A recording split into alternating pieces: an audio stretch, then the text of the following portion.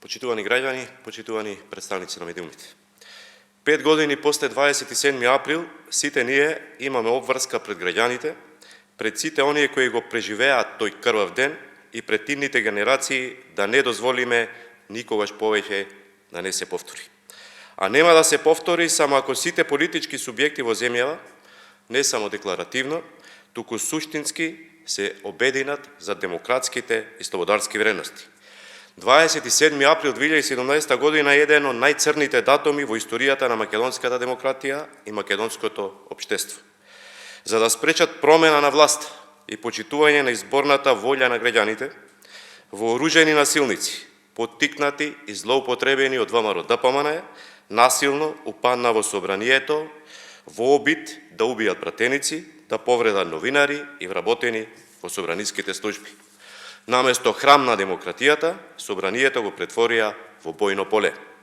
Заради лични и партиски интереси на тогашното раководство на ВМРО-ДПМН, за спас на криминалот и за спас на режимот, државата на тој 27 април беше доведена на рампот на амбисот пред граѓанска војна.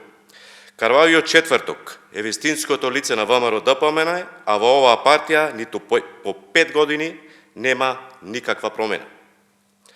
Ниту еднаш за овие 5 години не видовме никакво извинување, никакво кајање од Христијан Мицкоски и раководството на ВМРО-ДПМН.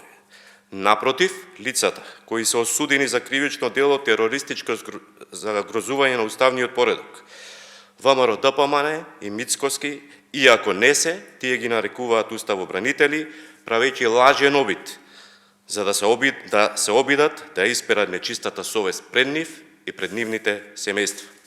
Почитувани граѓани, 5 години подоцна, државата од рапна граѓанска војна, денес ја доведовме како демократска држава, членка на НАТО, пријател и сојузник со сите земји од демократскиот свет.